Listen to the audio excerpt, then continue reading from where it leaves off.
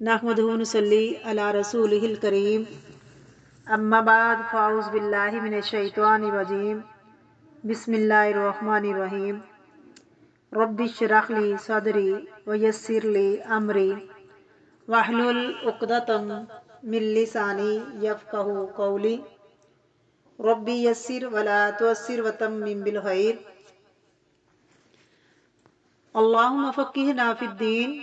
سورۃ آل عمران آیت نمبر 63، لفظی ترجمہ، روٹ ورڈ اور تفسیر۔ فَإِن تَوَلَّوْا، پھر اگر وہ منہ موڑ جائیں، وہ پھر جائیں، واو لام یا، فَإِنَّ اللَّهَ، پس بے شک اللہ، علیم خوب جاننے والا ہے، کس کو؟ بالمفسدین، فسادیوں کو، فساد کرنے والوں کو۔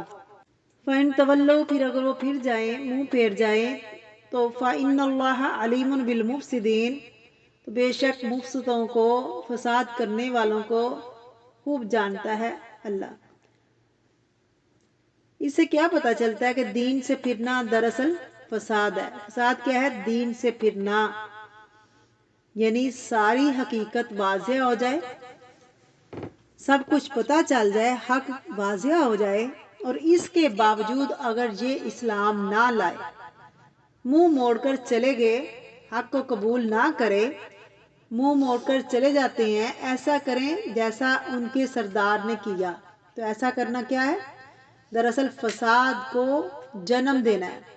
دنیا میں آج تک یہ جو فساد چلا آ رہا ہے نا، اس کی بنیادی وجہ کیا ہے؟ کہ حق کو پہچان کر اس سے پھر گئے۔